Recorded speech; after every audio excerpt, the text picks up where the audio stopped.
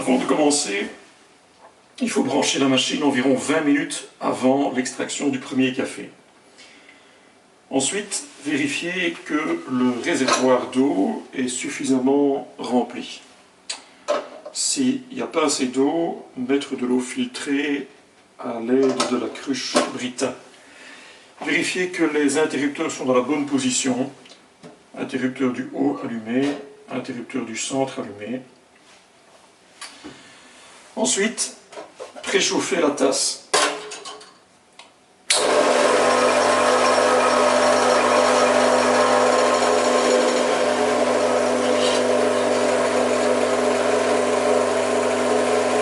On met environ un quart ou un tiers d'eau dans le fond de la tasse. Prendre le café dans le surgélateur.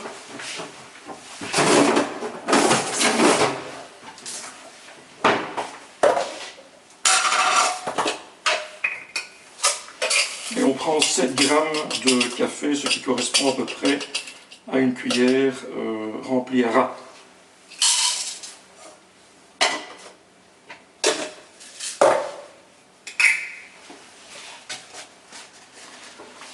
Alors on va sécher le porte-capsule à l'aide d'un essuie-tout et on va moudre le café.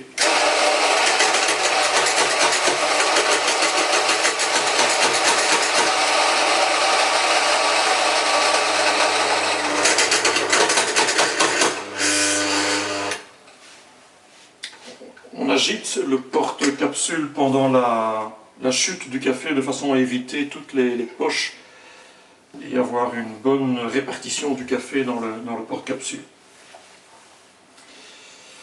On le tasse à l'aide du tamper. Le tamper doit être bien perpendiculaire.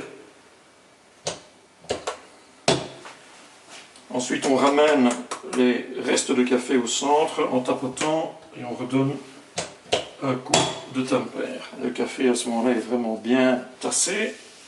On met le porte-capsule en place, on vide l'eau qui était là pour réchauffer la tasse et on pousse sur le deuxième bouton en partant de la gauche sur le module PID. Deuxième bouton en partant de la gauche. Alors là, pendant 2 secondes, il y a la pré-infusion et ensuite l'extraction du café commence.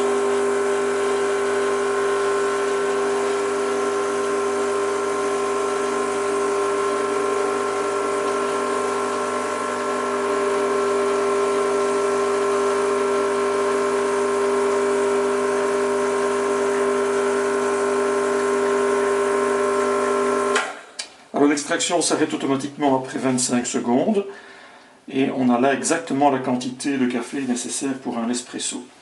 Si on veut un americano, donc un café plus rallongé, eh bien on ajoute de l'eau en fonction de la quantité désirée.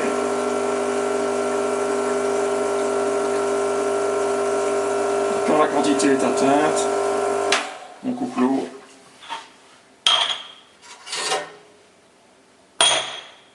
Et le café est prêt à être servi.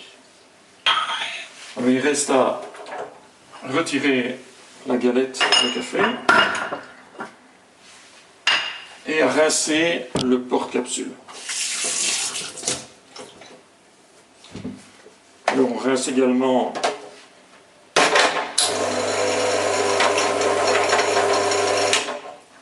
l'ensemble avec la petite brosse. On nettoie les derniers restes de café. J'emploie un petit bac en plastique pour éviter que le réservoir de la machine ne se remplisse trop vite. Un dernier rinçage et on peut couper la machine. On nettoie soigneusement l'extérieur du porte-capsule pour qu'il reste bien brillant.